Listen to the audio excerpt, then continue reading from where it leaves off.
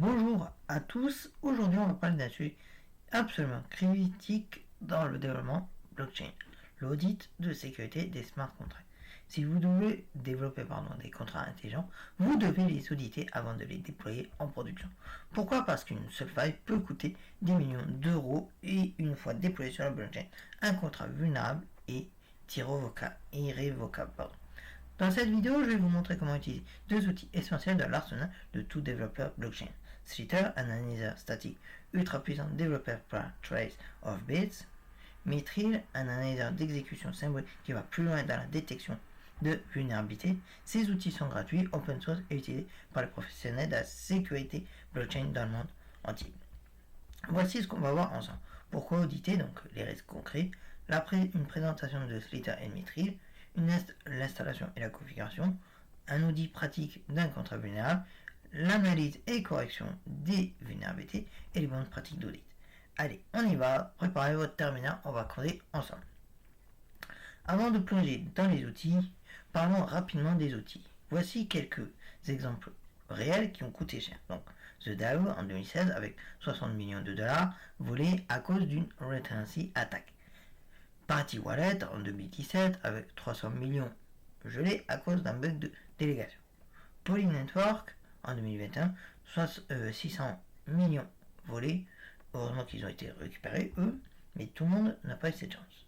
Les vulnérabilités les plus fréquentes sont donc le return incident, l'appel récursif malveillant, integer overflow et underflow, donc dépassement arithmétique, l'access control, donc mauvaise gestion des permissions, front-running avec la manipulation de l'ordre des transactions, unchecked external calls, donc appel externe non vérifié, c'est exactement ce que Slither et Mithril vont détecter pour nous. Passons à la présentation des outils. Donc, Slither analyse votre code Solidity sans l'exécuter. Il examine la structure du code, les flux de données et détecte plus de 70 types de vulnérabilités, des problèmes d'optimisation, des bad practices. Au niveau des points forts, il est très rapide, quelques-uns, peu de faux positifs, une excellente doc, une intégration CI/CD facile.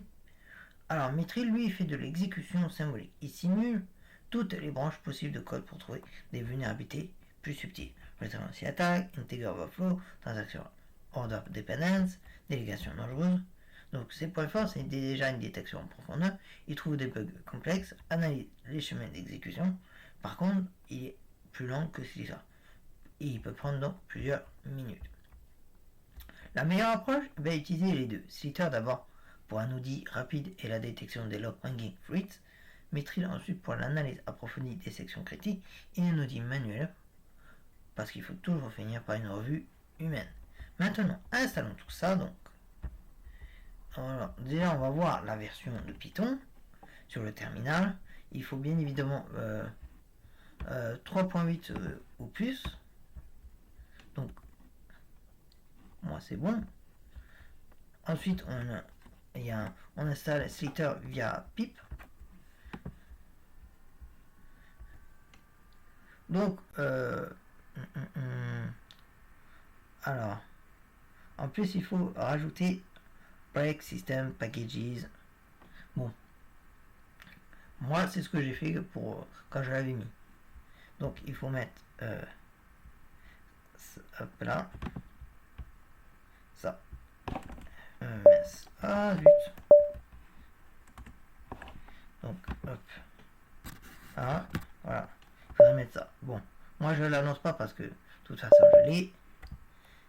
Ensuite, donc du coup, on vérifie toujours la version parce qu'on ne sait jamais. Donc, bon, moi c'est bon. Donc du coup, celui-là, il est installé, surtout si vous avez fait ces étapes. Maintenant, on va passer à l'installation de Mithril. Donc, toujours pareil avec Mithril.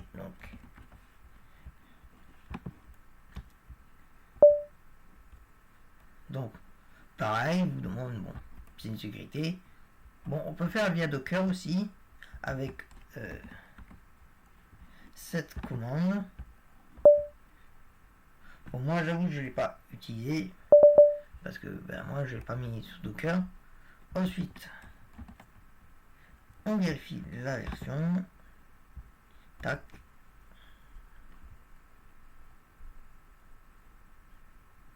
Voilà. Donc maintenant, nous allons créer un projet de test. Donc, hop, j'efface tout parce que là, je m'y perds. Donc, vous choisissez le nom de votre dossier et vous faites la commande que j'ai faite, sauf l'audit démo si c'est pas le nom de votre dossier. Donc, hop, audit, voilà. Donc, je fais cette commande. Donc, c'est pour l'initiation d'un projet Ardat. Alors, tac.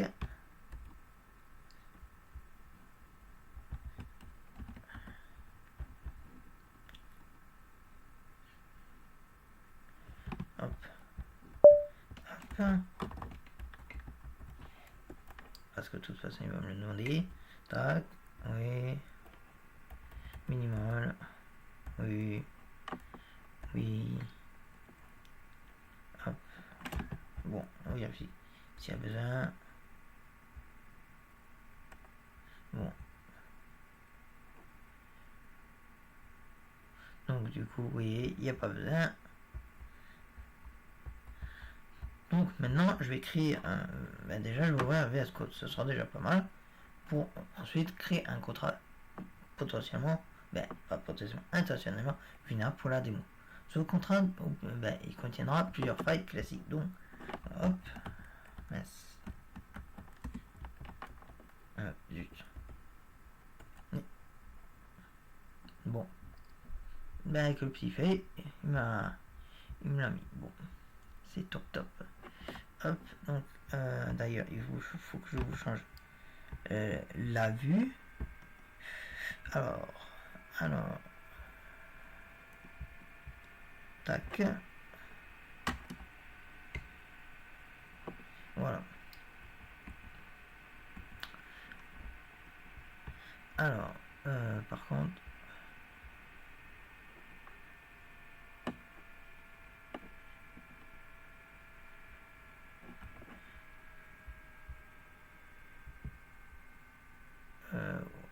ouais.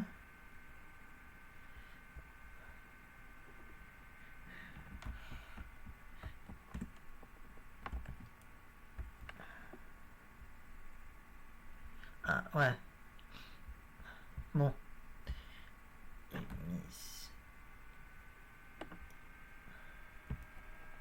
Ah, mais j'ai vraiment une poisse monstre. Donc, je vais vous enlever ça. Bon, ceci dit, ça vous l'a pas bougé. Mais je pense qu'il y a ce drôle de truc, tout simplement parce que je l'avais... je m'étais trompé dans la commande. Bon, c'est pas grave. Ça arrive. Donc, du coup, dans le dossier, je vais créer un dossier contrat.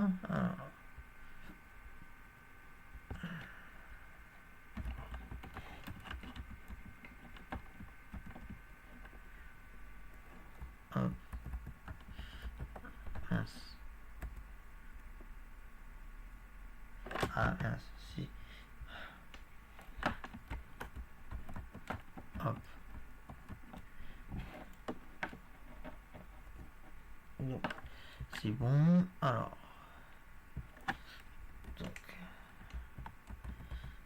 Donc, sol pour l'extension Solidity. Donc,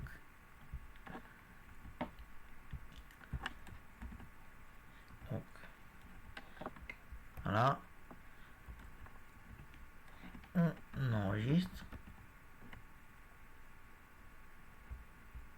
Bon, je ne sais pas pourquoi ça ne me colore rien du tout. Bon, quand ça voudra coloriser, ça le fera. Donc ce contrat, du coup, il contient au moins 4 vulnérabilités majeures, voyons si nos outils les détectent. Donc, alors,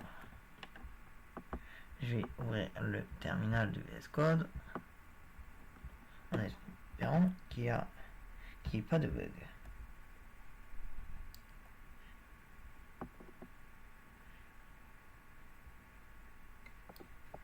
Donc, vous voyez, il y a plusieurs vulnérabilités.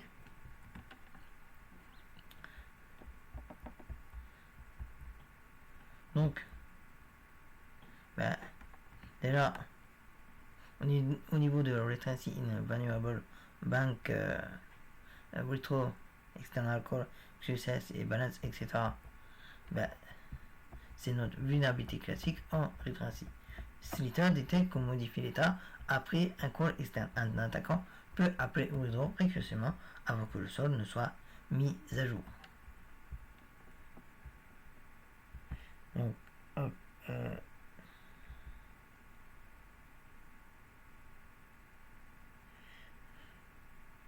donc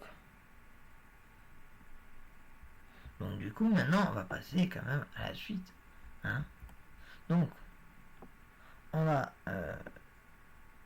bon, il y a aussi, ceci dit, une autre qui est d'une vulnérabilité d'une CVD médium, vulnerable bank, transfer to adresse, ignore return value by token. Donc c'est parce que tout simplement on ne vérifie pas si le transfert a réussi. Si ça échoue, le contrat continue comme si de rien n'était. Donc au niveau de low severity et informational, Slither remonte aussi donc le manque de visibilité entre external contre public, les variables d'état qui pourraient être immuables, les fonctions qui pourraient être view ou pure, les ordres, un ordre non conventionnel des fonctions. Donc on peut bien évidemment affiner l'analyse pour voir seulement les heights et les mediums. Hop, hop. Oui, je sais, on en a déjà dit qu'on devait aller sur Mithril, mais tant que j'y pense, voilà, c'est intéressant. Donc là, du coup, j'ai fait que l'analyse de tout ce qui était high et medium. Donc j'ai là, je vais demander de générer un rapport détaillé avec la commande que je vais mettre là. Hop.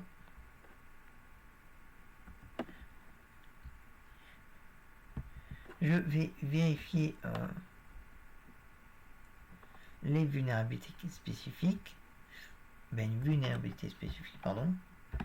Hop, mince.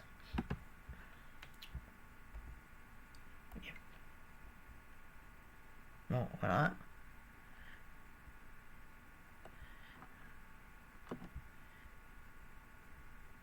Et vous voyez, il y a les erreurs quand même, le rapport. Bon, par contre, vous m'excuserez, mais on ne s'amusera pas à lire le rapport parce que vu le nombre de lignes, non. Je suis quand même pas à ce point désespéré pour lire une telle longueur. Déjà en temps normal je le fais pas, du moins d'un coup je le fais pas. Donc du coup Slither il nous donne une vue d'ensemble excellente en quelques secondes. Donc maintenant on passe à Mithril pour une analyse plus approfondie. Mais là c'est vrai. Donc je fais un clear parce que là c'est le bazar dans mon terminal parce que j'y vois que dalle. Donc on compile.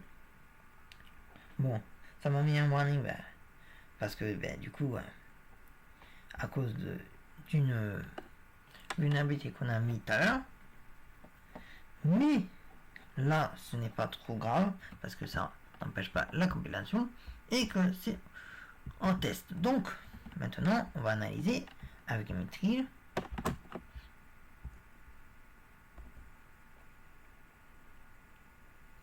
Hop.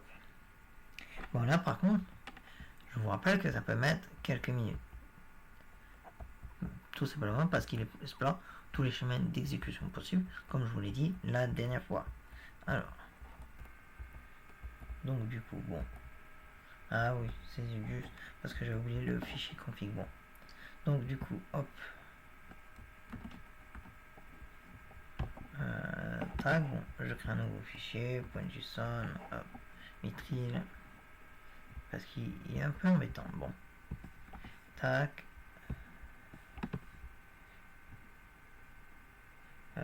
Coller. Donc, du coup.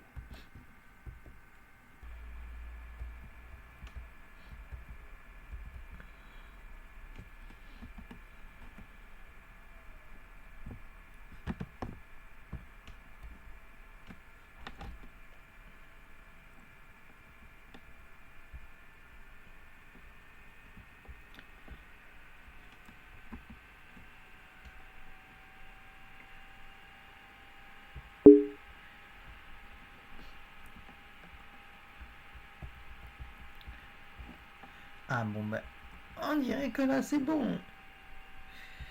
Alors.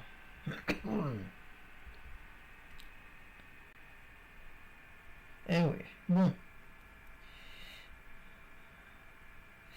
Alors, je vous épargne bien évidemment au montage le temps d'attente qui était extrêmement long. Donc, hop, vous voyez. Tout ça, bon, bien évidemment, je vais pas faire un récap, mais du coup, Mitri, il a détecté le call externe et la classe selon la taxonomie SWC, donc le Smart Contract Weakness Classification. Donc, il a aussi détecté le rétréci qu'on avait mis, donc celle au niveau de la fonction redraw. Donc, hop, je vais vous la montrer. Hop.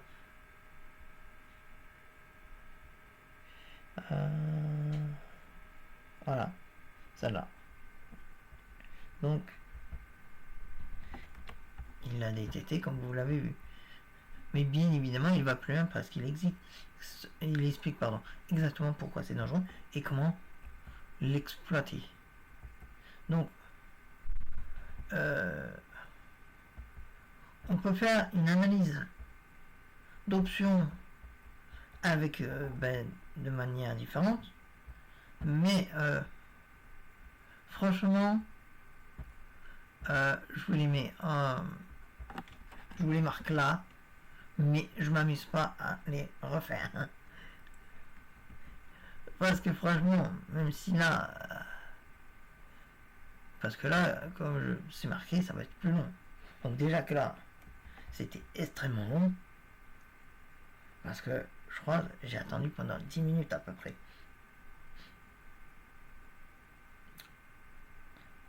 Et d'habitude, je m'en rends pas forcément compte, vu que je fais autre chose.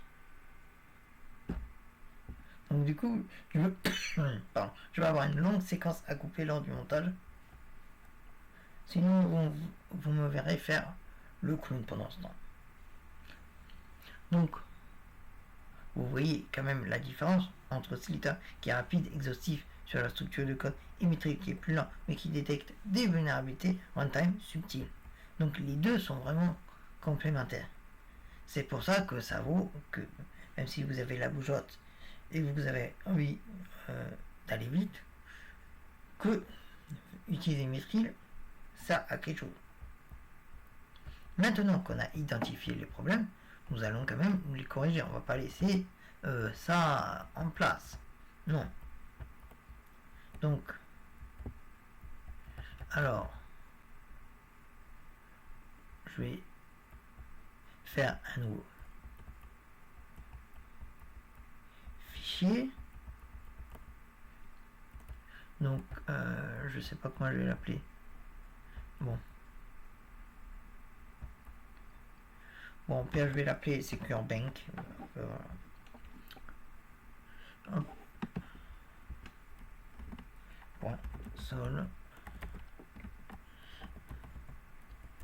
Mince. Hop, on va enregistrer.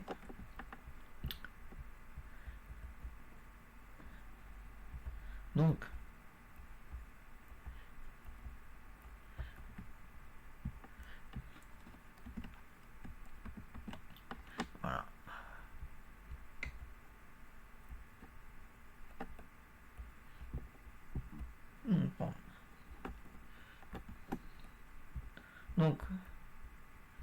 coup, on va parler des bonnes pratiques d'audit. Donc déjà, auditer tôt et souvent. Donc intégrer Slither dans votre CI/CD, combiner les outils Slither plus Metril plus l'audit manuel, suivez les patterns check effect interaction et Rata-Sigard d'OpenZeppelin,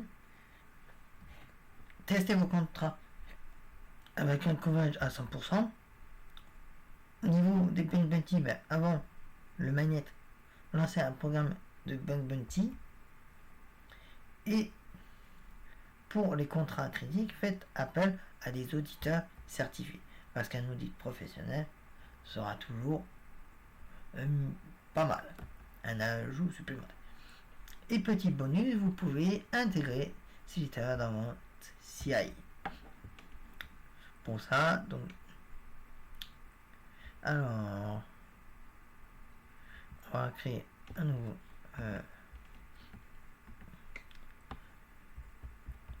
hop, alors, donc du coup, hop,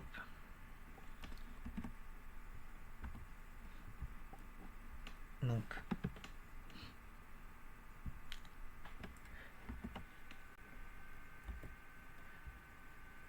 hop, donc bien évidemment,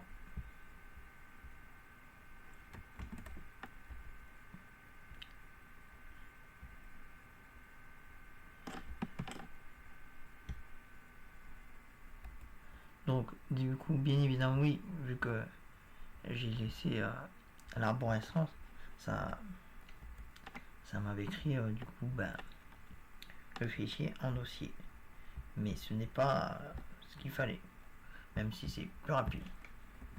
Donc voilà. Donc du coup, là, grâce à ça, vous intégrez Slither dans votre CI. Et voilà, vous savez maintenant comment auditer vos smart contracts avec Slither et Metril.